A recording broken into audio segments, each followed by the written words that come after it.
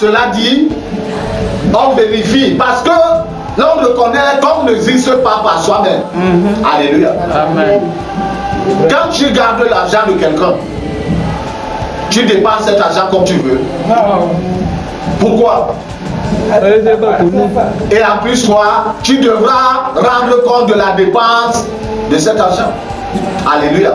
Lorsque le propriétaire vient, tu dois être capable de chiffrer tes dépenses et qu'il reconnaisse que c'est lui l'ordonnateur de ces dépenses. Alléluia. Toute dépense que tu fais et qu'il n'a pas ordonné, il ne la reconnaît pas et tu deviens quoi? Redevable. Alléluia. De la même manière, Dieu nous a créés pour sa propre cause, pour l'atteinte de ses propres objectifs. Que ce soit sur le plan spirituel, que ce soit sur le plan physique ou social. Alléluia. Donc toute cause, tout objectif qu'on suit, Dieu ne nous y a pas engagés. C'est la vanité et la poursuite du vent. Nous pouvons bien, comme je disais tantôt, avoir des résultats positifs, des résultats importants qui vont rester même après nous. Mais comme Dieu ne nous a pas assigné, ce sera vanité au devant de Dieu. Même si les êtres humains bénéficient du résultat du travail que nous avons fait, devant Dieu, ce sera vanité et poursuite du vent.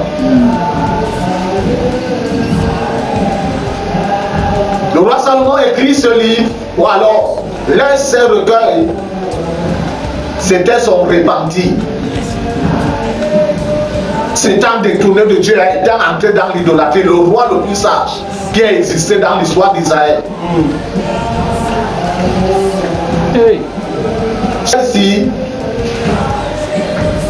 de sagesse-ci, c'était son repentir, il se repentait, que malgré tout ce que Dieu a investi en lui. Fin de compte, comme la Bible nous rapporte, Salomon, son cœur n'a plus été entier, enfin n'a même plus été, parce que Dieu ne partage pas le cœur de l'être humain. Alléluia. Soit il est entier pour Dieu, soit il ne l'est pas. S'il est divisé, Dieu rejette même l'autre moitié. C'est incliné vers les idoles de ces nombreuses femmes. Pour chaque femme, il bâtissait l'autel dans Jérusalem, la ville que Dieu a déclaré qu'elle sera appelée par son nom. Chacune de ces femmes insistait qu'on ait un hôtel parce qu'il ne fallait plus qu'elle se déplace pour rentrer dans son pays, adorer son Dieu là-bas et revenir ici. Il fallait qu'on lui bâtisse. Et chacune de ces femmes, il a bâti l'hôtel. Il tentait de sa vie qui risquait être poursuite du vent s'il ne s'était pas répandu. Aujourd'hui vivent à 100 à l'heure, pensant qu'ils contrôlent leur vie, pensant qu'ils contrôlent le temps. Le temps, c'est lui qui nous contrôle. Alléluia. Hier on est né, on a grandi 10 ans, 15 ans, 20 ans, d'autres n'atteignent même pas 30 ans, il est mort. Elle est morte. 30 ans, 35, 45 morts. Parce que la personne se disait, donc quand je vais arriver à tel âge, je vais.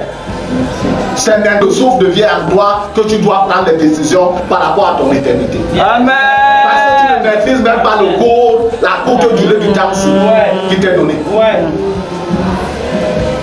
Ce n'est pas les discours, comme je disais la fois dernière, discours flatteurs des prédicateurs lors des levées de corps, dans les morts ou lors des veillées mortuaires. Ils viennent faire des discours ou pour plaire à la famille, ou pour plaire à qui, ou pour plaire aux défunts, je ne sais pas. Commencer à déclarer les choses qui n'ont aucune fondation biblique. Disant que dans la personne, si elle est dans l'éternité avec Dieu, alors que la personne, le prédicateur là sait et sait que la personne là n'a vie sans Dieu. Tu ne peux pas vivre ta vie sans Dieu et que ce soit après ta vie, après ta mort, que le prédicateur vienne négocier. Il n'y a pas de négociation avec Dieu. La négociation qui peut se faire maintenant, pendant que tu vis, en fait c'est toi qui dois faire cette négociation. Et Jésus-Christ, le Fils de Dieu, est disponible. Amen. Pour plaider à la cause de toute personne qui vient vers Dieu au travers de lui pour négocier. Amen. Les gens se disent non, c'est quand je vais atteindre tel âge Ou quand je vais atteindre ceci, que je vais me tourner vers Dieu, es-tu sûr d'atteindre cet âge? Es-tu sûr d'atteindre, d'avoir accompli cet objectif? Pendant que le temps se fait, pendant que les heures sont devant nous, faisons des choses justes, des choses conformes qui vont nous aider, non seulement pour ce peu de temps, mais également par rapport à l'éternité. Amen. Parce que si Jésus qui n'est pas au centre de ta vie maintenant, c'est pas dans l'éternité qu'il sera. Alléluia. Et c'est à toi de lui ouvrir les portes et de faire de lui le centre de ta vie maintenant. Alors comme il est éternel, il te conduira dans les chemins de l'éternité pour que même si la mort intervient, tu puisses entrer dans l'éternité avec lui. Amen. En dehors de cela, ce sera vanité et poursuite du vent. Amen. Même si on t'enterre dans un cercueil en or, même si on t'habille avec les vêtements en milliards de dollars, ce sera vanité et poursuite du vent. Parce que tu apparaîtras ce jour devant Dieu tel que tu as vécu. Non pas selon les vêtements qu'on te met, on met sur ton corps et on met dans le cercueil. Même si dans ton cercueil on aligne l'or, l'argent, tous les minéraux précieux de ce monde pour que tu entres dans l'éternité avec pour négocier là-bas, ces choses vont rester à la frontière entre le monde actuel et l'éternité. Tu entreras dans l'éternité avec la vie que tu as menée ici. Et c'est avec cette vie que tu te présenteras. Parce que devant Dieu, rien n'est flou. Devant Dieu, tout est jour. Même la nuit est jour devant Dieu. Or, si tu as vécu avec Jésus-Christ au centre de ta vie, il t'aura conduit dans le chemin de l'éternité pour te détourner de la perdition éternelle. Alléluia.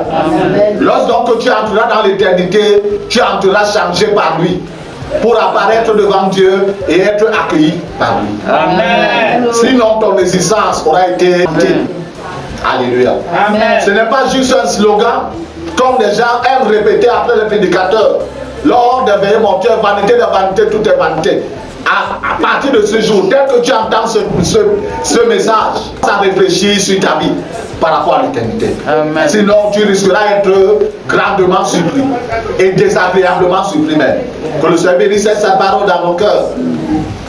Sur Dieu, surtout, que nous puissions précieusement la garder afin de la mettre en pratique. C'est le plus important. Alléluia. Amen. Roi des rois et Dieu sans pareil, au nom de Jésus qui nous a donné, nous t'élévons, nous te bénissons. Merci pour ta parole que tu nous adresses dans ta grande fidélité. Oh Dieu, que ton Saint-Nom soit béni. Que cette parole trouve un terrain de choix dans nos cœurs. Qu'elle s'y dépose en tant que semence vivante.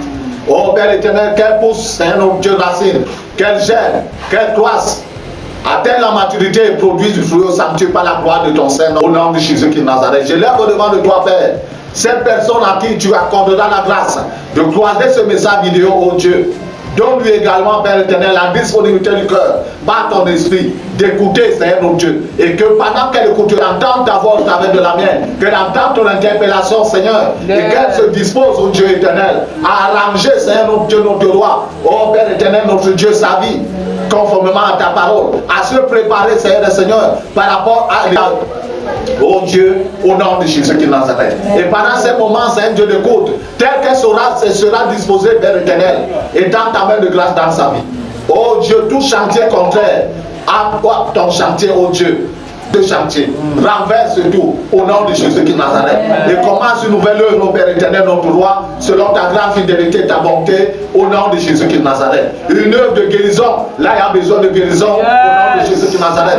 Une œuvre de là il y a besoin de réparation, au nom de Jésus qui Nazareth. Une œuvre de reconstruction, là il y a besoin de reconstruction, au nom de Jésus qui Nazareth. Une œuvre de reconstitution, là il y a besoin de reconstitution, au nom de Jésus qui Nazareth. Une œuvre de récréation, toi qui es le créateur, a besoin de récréation, oh Dieu, au nom de Jésus qui Nazareth. Père redoutant de Dieu éternel, fais-le, Père éternel, notre roi, à cause de ta grande miséricorde, de ta grande bonté, toi qui agis toujours selon tes perfections divines. Sois jamais béni, Père éternel, à jamais magnifié, au nom de Jésus-Christ de Nazareth. Amen. Amen.